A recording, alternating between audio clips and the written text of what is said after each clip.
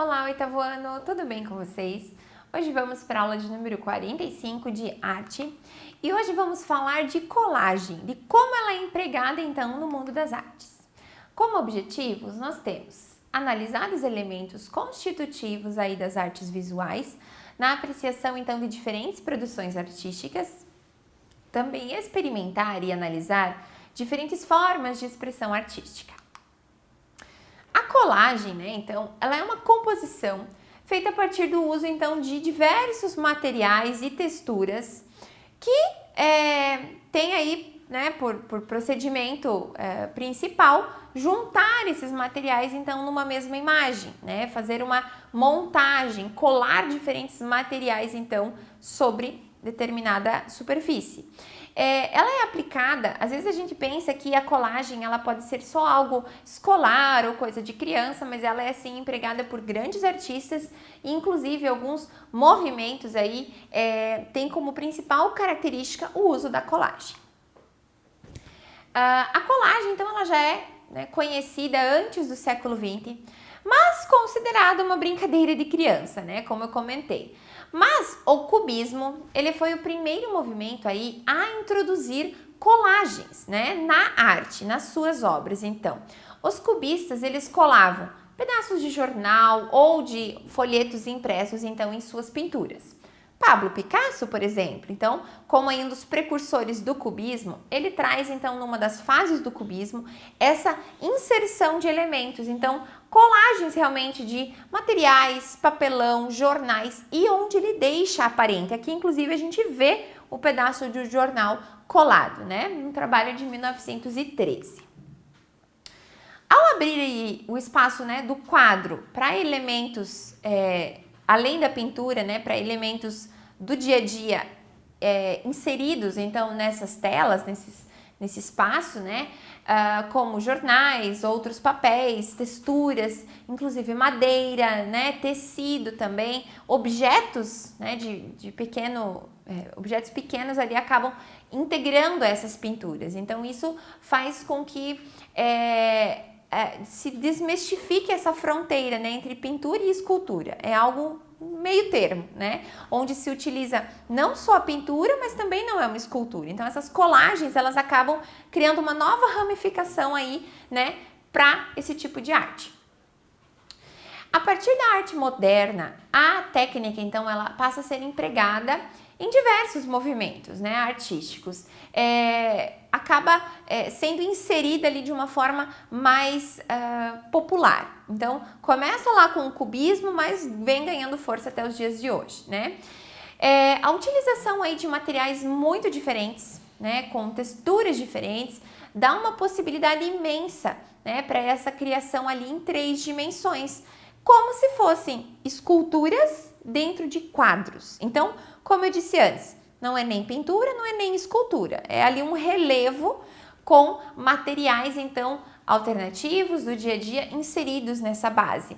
Outro exemplo, então, do Picasso, nós também vemos pedaços de jornal aparentemente visíveis, né, onde a gente vê as letras e tudo mais, outros papéis. Inclusive, o Picasso até cria uma série de instrumentos musicais, são bem recorrentes nas suas colagens, onde ele usa o cubismo, ele desmistifica, ele desconstrói e traz o relevo, traz a colagem também. Falando um pouco mais aí, adentrando a esse movimento que deu origem, né, para a colagem no ramo artístico, o cubismo sintético, ele foi uma das fases do cubismo. Então, teve o cubismo analítico no início e então o cubismo sintético. Foi no sintético, essa segunda fase do cubismo, que inseriu-se então essas colagens, né, de materiais. Também se utilizava então o desenho, a pintura, mas até predominavam então os materiais colados. Usavam muitas, como jornal ou folhetos, a publicidade de forma geral, então trazendo ela para o ramo das artes, né? Aqui, por exemplo, nós temos Natureza Morta com publicidade e do Picasso, e a gente vê realmente, deixa visível que é um material comum, de uso comum nessa pintura. Então eles não fazem questão de mostrar que é um pedaço de jornal, que é um pedaço de folheto. Os elementos aí, né, de uma colagem, eles são então organizados, combinados então, para que recebam um novo sentido, um sentido figurativo a essa peça. Então há um reaproveitamento desse material e acaba tendo um novo significado então aplicado sobre essa forma, sobre esse desenho, né, nessa pintura. Então ele acaba mantendo essa identidade original, né, mas acaba atribuindo um novo significado também. Então aqui, por exemplo, né, natureza morta com vidro de violino e garrafa. Nós temos nitidamente pedaços de jornal, mas mesmo o jornal ele ganha outras formas. Então ele se mantém jornal, mas atribui um novo significado então para ele dentro, né, desse desenho, dentro dessa pintura. Então a função tanto de representar, então ele é parte de uma imagem, mas também ele continua sendo ele mesmo.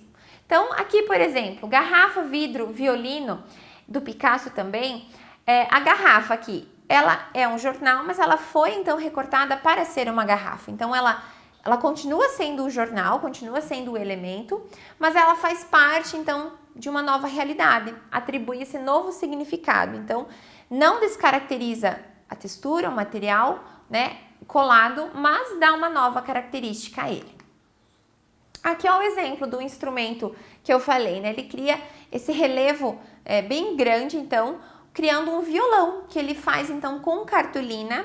Ele tem essa colagem e traz materiais muito simples, né, para o mundo das artes. E ainda permanecendo no cubismo, o Picasso, então, traz essa geometrização, essa fragmentação do instrumento, né? Ele acaba desconstruindo ele, então, mas ainda assim a gente percebe ser um instrumento, ser o violão.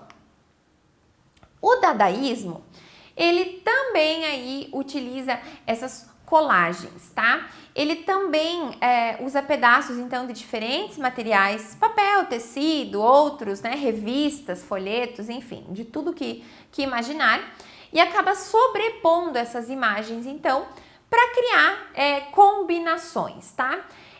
Um nome bem popular, então, que usa essas montagens, e no dadaísmo a gente chama também de fotomontagens, porque eles manipulam as fotografias também, é Hannah Rock. Ela traz então várias montagens e colagens nos seus trabalhos. Esse movimento, então o dadaísmo, né, ele é um movimento moderno e teve início em Zurique em 1916, durante a Primeira Guerra Mundial. E era fundada aí na falta de sentido. Então, trazia justamente essa confusão, né? Traziam elementos que, de certa forma, não faziam sentido algum. E era intencional essa falta de sentido, né? Aqui, por exemplo, do Raoul Holzmann, de 1923, a gente vê essa confusão, essa falta de sentido na sua colagem. E é intitulado, então, ABCD, porque ele traz essas letras, então, em sua montagem, inclusive, né, no grito da pessoa tem essas letras. Então, ele traz, bem como essa característica dadaísta, essa falta de sentido, e nada melhor, então, do que usar esses vários elementos para criar essas composições. Como eu disse, né, anteriormente, a fotomontagem, então, ela ganha força com o dadaísmo. E essa técnica da fotomontagem consistiu o quê? Em recortar fotografias de jornais, revistas e criar outras colagens. Então, muitas vezes satíricas, absurdas, né? Traz algo um pouco surreal aí nessas colagens. Essa manipulação da fotografia era feita com ela impressa, então não se utilizava tanto o jornal com as partes escritas e tal, mas mais focando nas imagens, nas fotografias, nos retratos impressos, então. E outro trabalho da Hannah Rock, então, onde ela utiliza as fotografias para criar, então, esses recortes, essas sobreposições aí, que acabam sendo confusas, mas que tem toda uma intenção aí por trás. A Hannah Rock, então, ela utiliza muito essas fotomontagens e com elas ela representa o quê? Temas como os medos e as esperanças das mulheres que estavam na Alemanha moderna. Então, ela retrata muito esse sentimento feminino, né? Aqui, por exemplo, né, a mulher por trás do senhor ali, do homem. Então, trazendo a realidade feminina, os medos, inseguranças e também esperanças, né, dessas mulheres, então, que viviam nessa Alemanha moderna. Ela traz, então, rostos desconstruídos, pedaço de um, pedaço do outro, e faz as suas fotomontagens, então, com colagens. Na arte contemporânea, né, o que a gente tem de mais recente, a colagem, ela ganha força, muito mais ainda, né?